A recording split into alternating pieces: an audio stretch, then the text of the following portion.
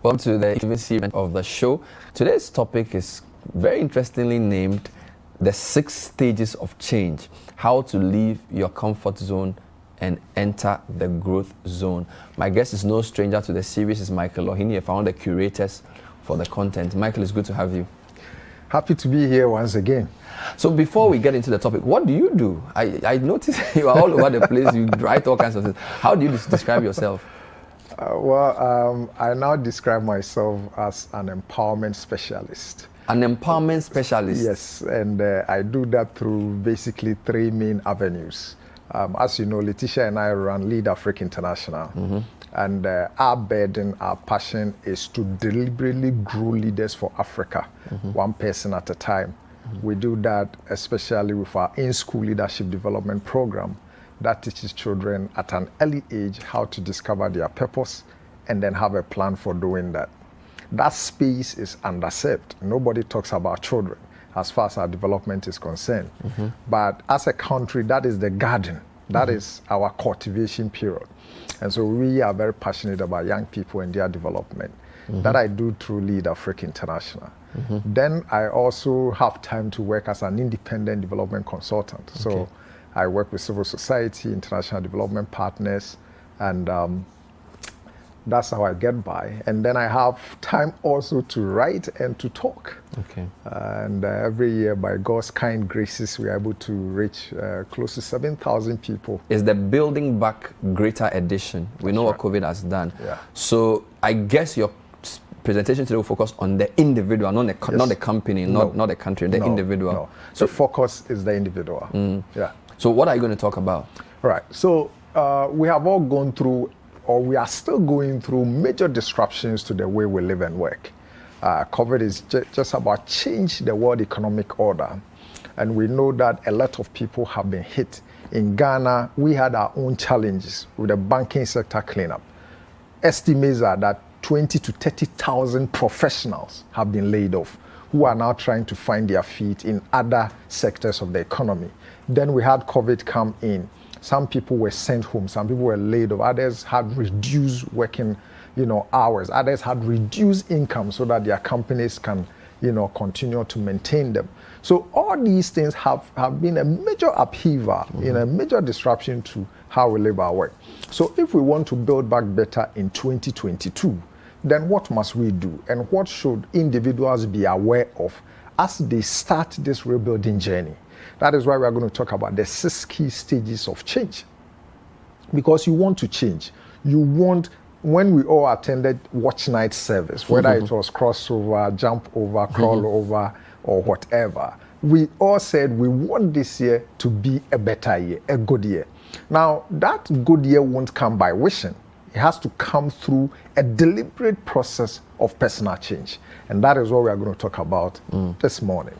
So you said the 6 stages of change. And the topic suggests that there is some comfort zone. Yeah. And there's also some growth zone. Yeah. Is there a graphical way you can depict this and show us?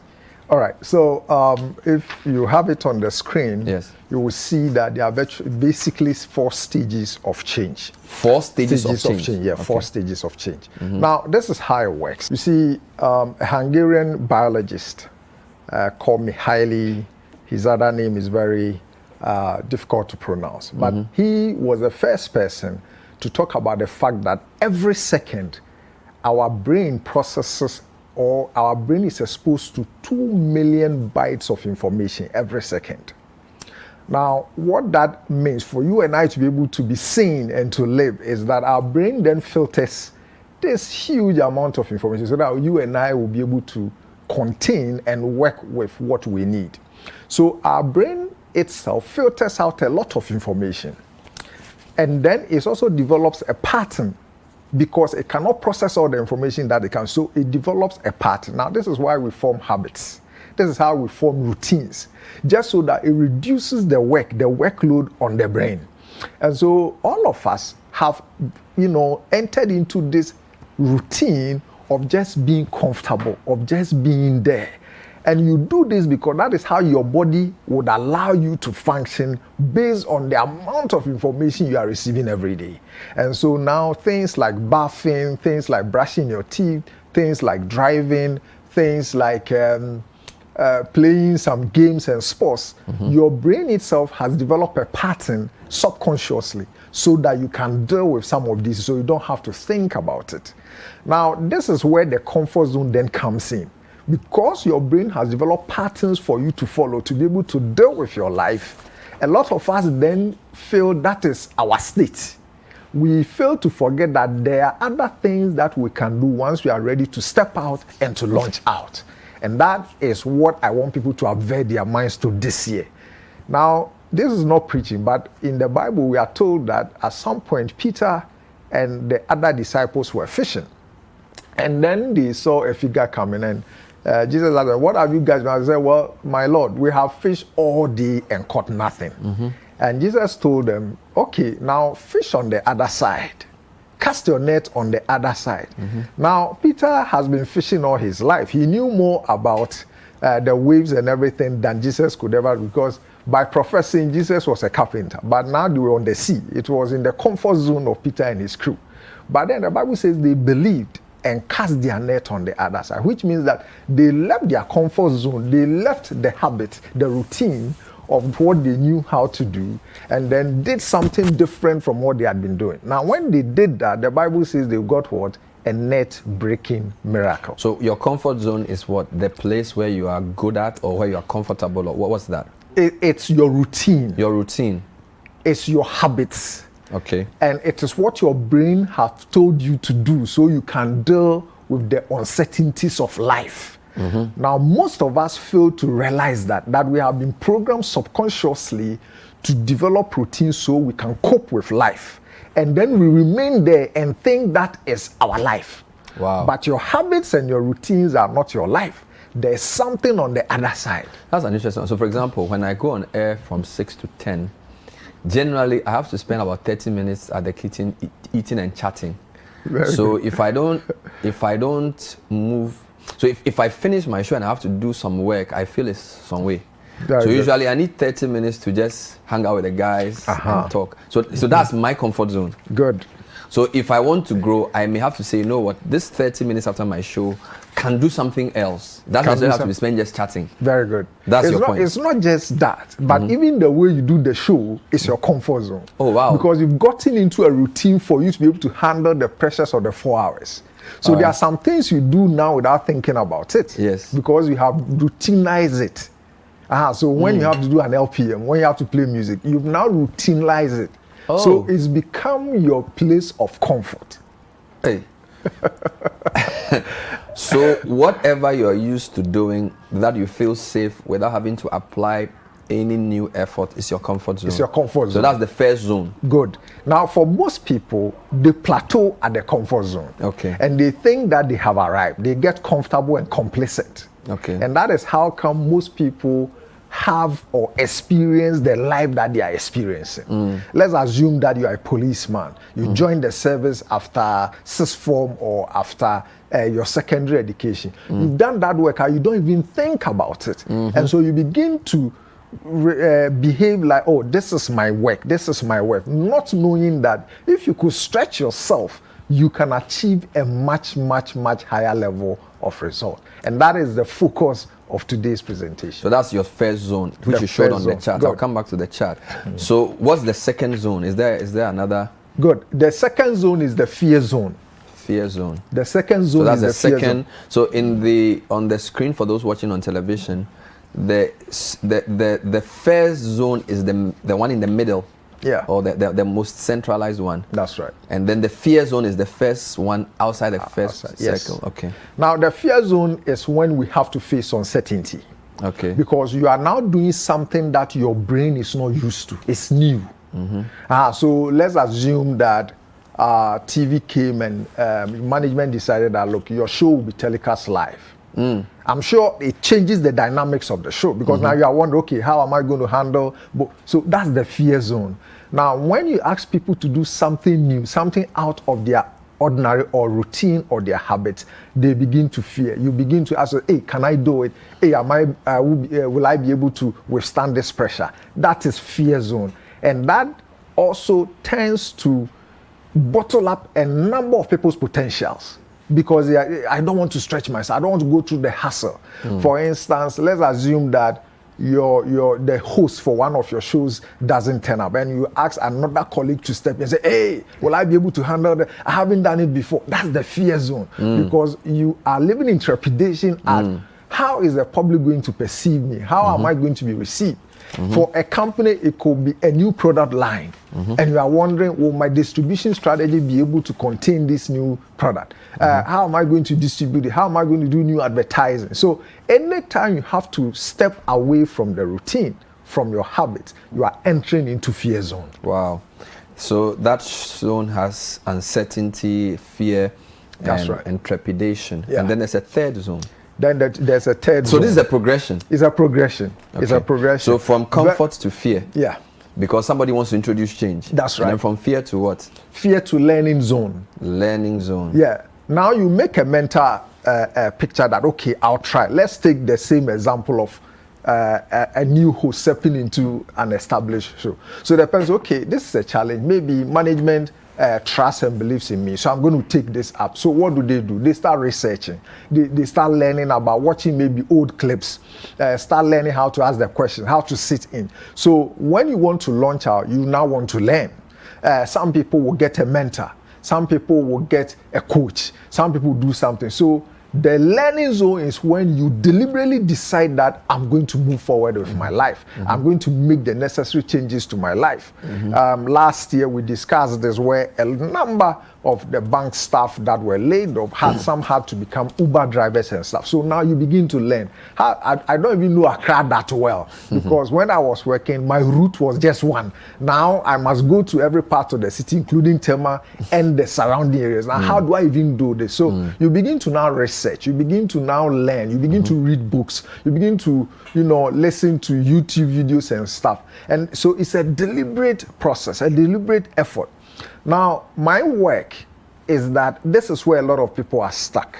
Okay. The discipline to learn, unlearn, and relearn is where a lot of people are. We know that if I do this, I'll get this result. And yet, many people don't have the discipline and the resolve to be able to learn so that they can move to a higher level of success. So you mentioned learn, unlearn, and relearn. That's right. I see. That's from Alvin Toffler anyway. So you learn. Yes. You unlearn. That means what you've been told is probably not sufficient enough. It's not fit for purpose. So you empty yourself of what you know, That's and then right. you learn again. So you can take in new information, new knowledge, new skill, and all the things. So it's not learning upon learning. It's learning and unlearning. That's right. I see. And that's the learning zone, which comes after the fear zone. After the fear zone. I and see. then the final growth stage is the growth zone. The growth zone. That's right. This is where you have stretched yourself. You have now acquired new skills. You have now acquired new knowledge. And so you are able to maintain the new level of success or the new behaviors that you want to now enter into. So if you are watching us or listening to us, this year, this is what you need to do. If you want your 2022 to change, you need to deliberately decide that I am going to learn. And learning could be anything. It could be new information, new knowledge, new skill, new vocation. What are you going to do to be able to achieve that success that just a few days ago you said, we are in a new year, Afishapa, this year will be good for me, this year will be, what are you ready to do?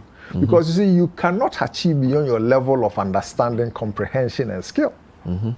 So if you want to change your life, then you need to be able to acquire a new skill, a new habit, a new routine, a new vocation, a new knowledge, or something new. Set new goals, do something. Then you are achieving the success that you have. Well, I thought there were 6, but it turns out there are 4 stages. It's actually 4 stages. Yes, there are 4 stages of change. So you have the comfort zone, the fear zone, the learning zone, and the growth zone. Do I need a psychologist to help me know this? Maybe somebody's just watching. How do I even know where I am? How do I apply this tool? It sounds like a nice, neat tool, but most people don't live their lives compartmentalizing it and saying, I'm in this zone or that zone. That's so right. how does this work in practice? Okay, so there are a number of things that you can do. Sometimes you need external help. It could be a coach, a mentor, an advisor, or somebody who will help you to reframe your life. Okay. Every year when we finish with the series, people begin to call our office and they are like, I want you to help me. And we get a number of calls. Of course, very few are able to follow through. So sometimes you need somebody to take you through all these things that we are talking about. And for most part, for what I have seen and done in my work as a consultant and coach, I think you can do these yourself. Now, one of the things you can do is to reframe stress. Yeah, to reframe stress. Now, what is stress? As I said earlier on, our brain has been configured to keep us away from pain and to keep us in a state of pleasure, or to keep us at comfort level, what you can deal with.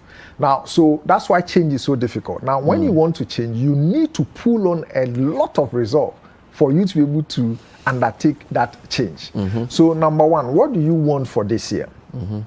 What do you want for this year? What do you want to achieve in 2022?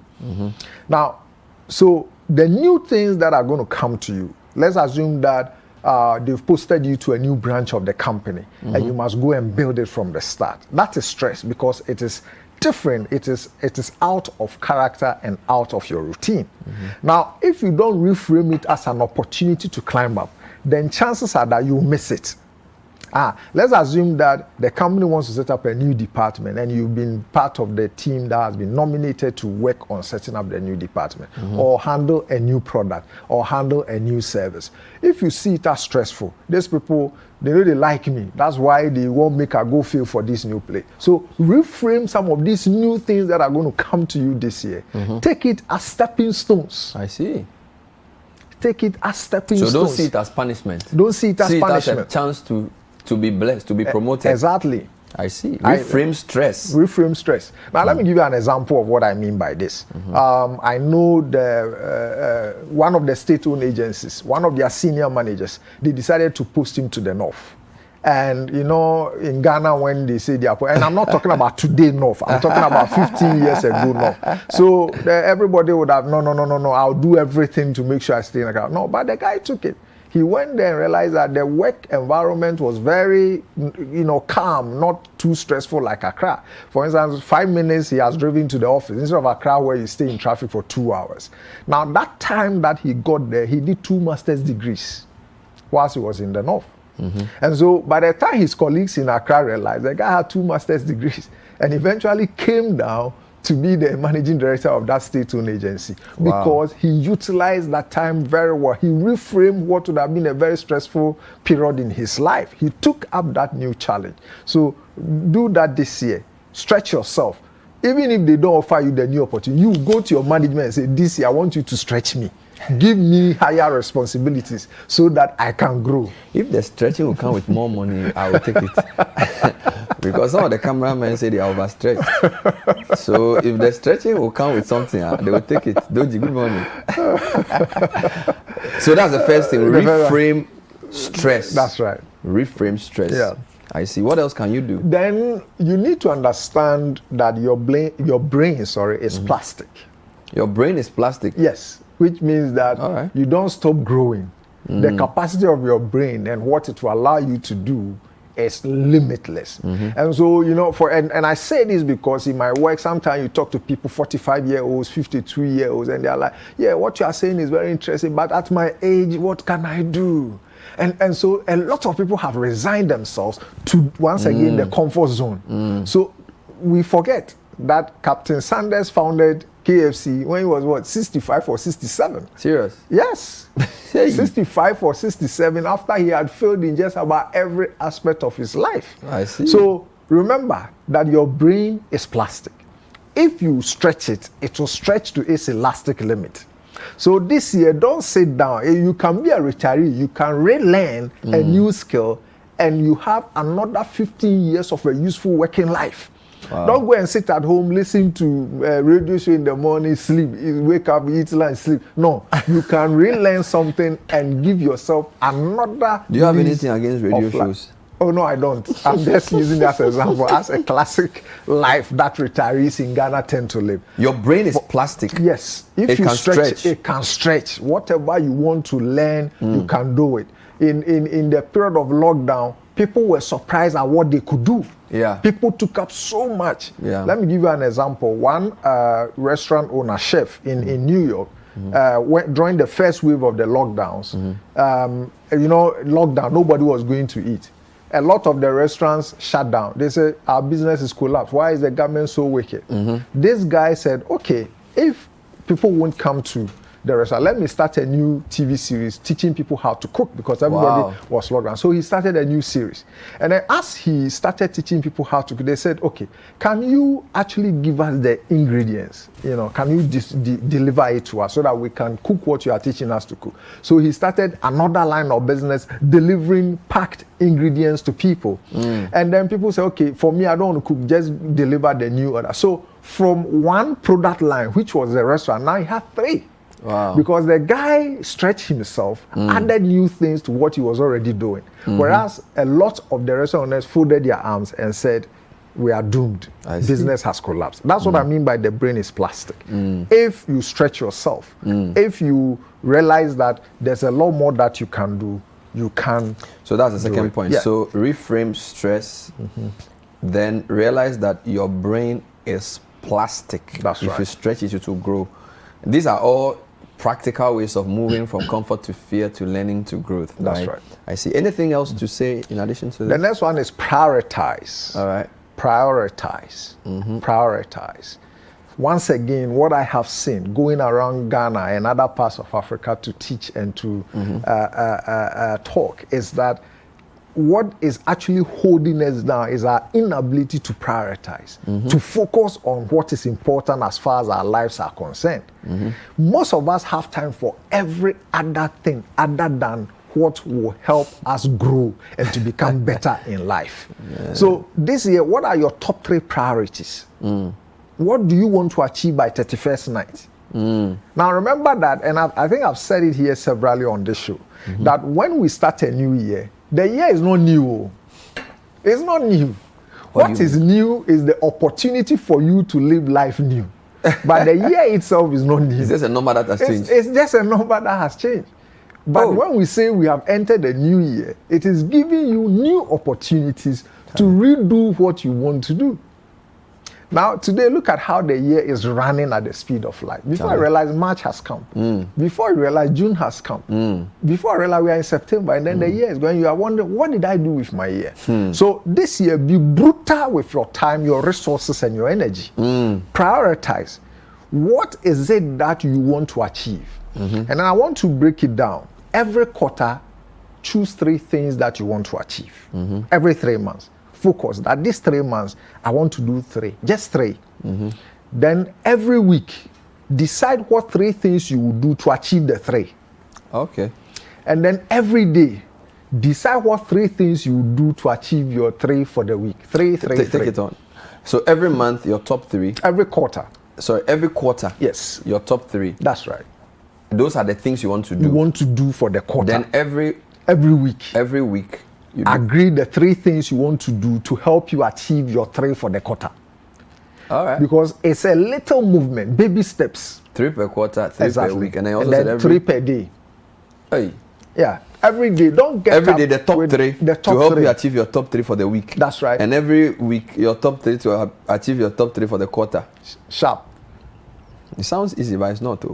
That's why we talk about the fear, the learning, and the growth. 3 things per day to achieve your top 3 per week. Yeah. 3 per week to achieve your top 3 per quarter. That's right. I say that's priority. And you call it the top 3. Yeah. That you call it the 3 cubed. 333 goal achievement plan. The what? 333 goal achievement plan. 333 goal achievement plan. Yeah. Because you see, if you don't feel, you see, nature abhors a vacuum. We all know that. So if you don't fill your time with what is important to you, others will fill it for you. Others will fill it for you. That's when your friend will call, Charlie, I won't go see that my boy for Sakumono. And then you follow your friend. By the time you go to Sakumono and come, it's 3 hours of your time gone. But then if before you woke up that morning, you knew that today I must do these 3 things, what are you going to do? You tell your friend, Charlie, I have to do this thing, so I beg you, this one, go and come. So if you don't decide on what is important to you and spend your time, your energy, and your resources on those three things, others will feel it for you. So prioritize. Prioritize brutally. Be very brutal with brutal with yourself. Yes, with your time, your resources, and your energy and money and every other thing. Focus on you. This year, focus on you if you want to rebuild. And then finally, baby steps. Take small steps. Okay. Take small steps. Because sometimes when we talk about this, people say be practical. But everything we are talking about is practical. People just don't want to discipline themselves to do what we are talking about. So just take small steps. And I say this order. Sometimes it's as easy as taking a post-it note and drawing your plan for the day. That's it. Wow. Before you realize you are now getting to the habit. So just take baby steps. Whatever it is that your goal is for this year, every day do something small. Sometimes it can be going to a school to pick up the admission form that you've been putting off for 3 years. Just take that baby step. Go and pick up the admission form. American author Tony Robbins says all growth starts at the end of your comfort zone. Wow. All growth starts at the end of your comfort zone. Now remember that a ship is very safe at the harbor, but that is not its destiny. It is not meant to be at the harbor. It makes progress when it sails. Remember that the tortoise is very, very safe when it is inside its hard shell, but that is not its destiny. That's not its purpose. It can only make progress when it sticks its head out. Amazing. Now, growth is difficult. Growth is very, very difficult. But if you let the fear of growth imprison you, then you will not be able to achieve your dreams and aspirations for 2022. So the question is, what are you ready to stretch yourself to do? Amazing. What do you want to achieve at the end of 12 months? Let that inspire and motivate you. And my challenge to you this year is get 1% better every day. Fantastic. Thank you, Michael Ohinifa. Get 1% better every day. That's all we have time for today's edition of the Effective Living series, which has been on the City Breakfast Show on radio and also on Breakfast Daily. My name is Bernard Avle. We'll see you next time. Bye-bye.